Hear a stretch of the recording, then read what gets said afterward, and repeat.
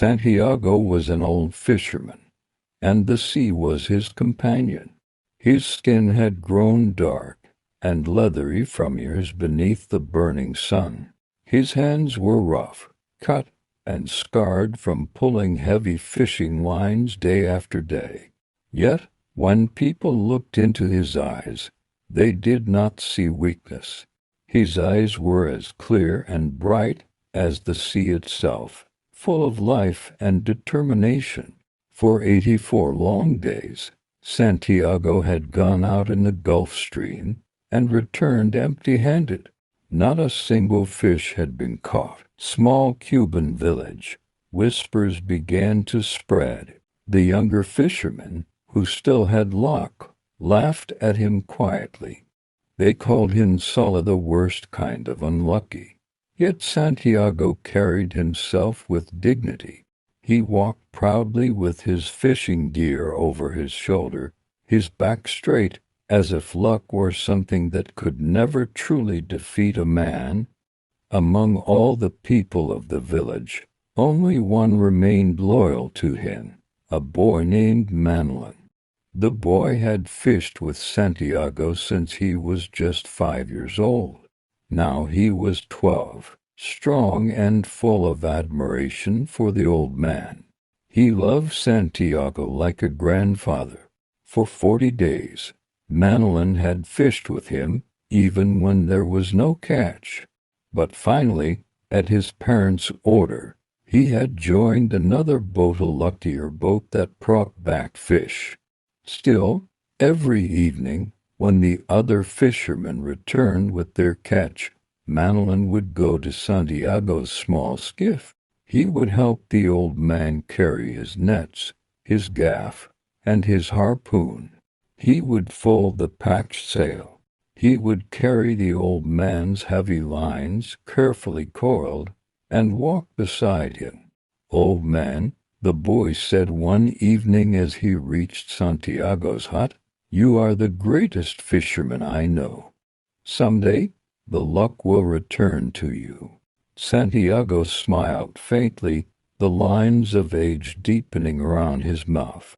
"It is better to be lucky," he said, "but I would rather be exact. When luck finally comes, I want to be ready for it." The boy nodded. He knew Santiago's words carried wisdom. To fish was not only luck, it was skill, patience, and courage. The hut where Santiago lived was small, made of faded palm leaves. Inside, it was almost bare. On the walls hung only two pictures. There was a bed made of newspapers, a single blanket, a wooden table, and one chair. There were no luxuries, no decorations, no treasures except the tools of a fisherman. A life with the sea. That evening, the boy sat with him outside the hut. They shared a simple meal of black beans, rice, and a little fried fish. The boy had brought it as a gift from his own home. Santiago ate slowly, gratefully, for food was energy, and tomorrow he would need it. "Tell me about baseball," Santiago said suddenly. Baseball was one of the old man's greatest loves. "How are the Yankees playing this season?" "The Yankees are strong," Manuel replied eagerly. "Joe DiMaggio is playing well. He is always the hero." Santiago's eyes lit up. "Yes, DiMaggio. He is my champion too. He played even when he had pain in his heel, yet he never gave up. That is real courage. Pain does not matter to a man." The boy grinned. The old man laughed, a soft, tired laugh. "Perhaps, but baseball has its battles, and the sea has its own." The evening grew darker. A warm breeze carried the smell of salt from the sea. The sound of waves reached their ears, steady and calming. Santiago leaned back against the wall of his hut, his face peaceful. "Tomorrow is the 85th day," he said. "That is a lucky number.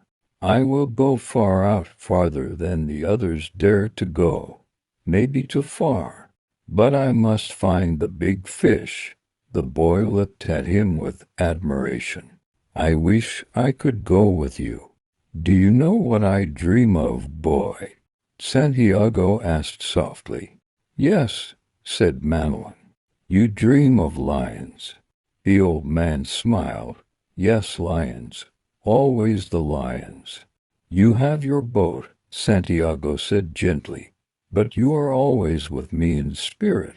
For a moment, silence fell between them. Santiago's thoughts drifted back to his youth. He had once been strong, a sailor on great ships.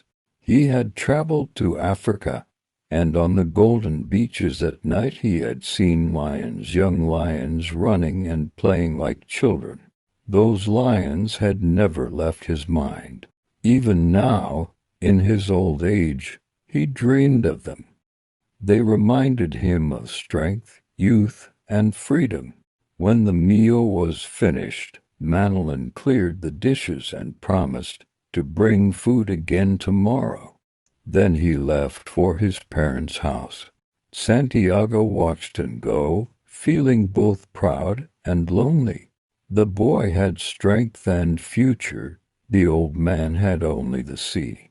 Later, Santiago lay down on his bed of newspapers. The hut was dark, but the sound of the ocean filled the silence. He thought of the coming day, of the deep waters, of the great fish that waited for him.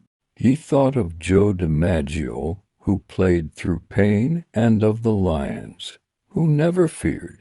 Slowly he closed his eyes. Sleep came to him gently, and with it, the dream of lions. In his dream, they played freely on the beaches of Africa, their golden bodies shining in the sun. Santiago was young again, strong, fearless, full of hope, and as he dreamed, the old man smiled. Tomorrow would be the 85th day. His luck, he believed, was about to change.